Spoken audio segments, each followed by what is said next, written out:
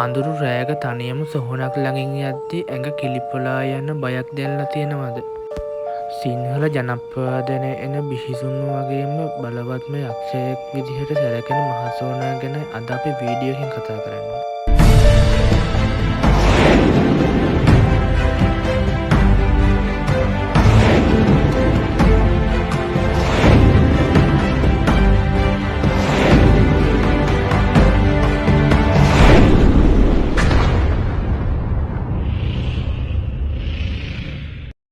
මහසෝනා කියන්නේ අතීතයේ හිටපු දක්ෂතම මල්වපොර සූරයෙක්. එයාගේ නම රිටිගල ජයසේන.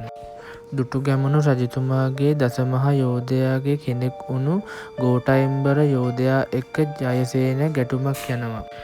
මේ සටනේදී ගෝඨයිම්බර යෝධයාගේ එක පයින් පාරක් ජයසේනගේ හිස කඳෙන් වෙන් වී යනවා.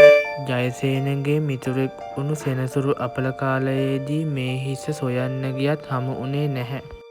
පස්සේ එතන හිටපු වලහෙකුගේ හිසක් කඳට සවි කරලා පණ දෙනවා.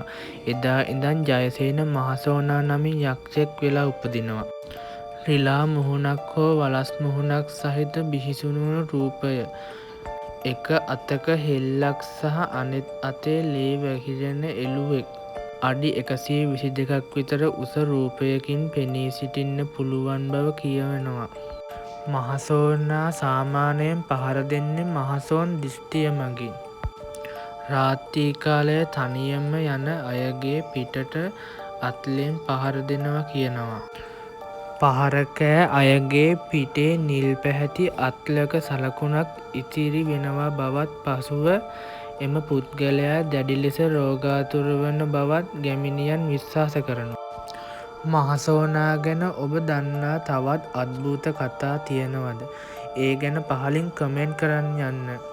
මේ වගේ තවත් ජනප්‍රවාද සහ අද්භූත තොරතුරු දැනගන්න අපේ channel එක subscribe කරන්න. bell icon එක click කර අමතක කරන්න එපා.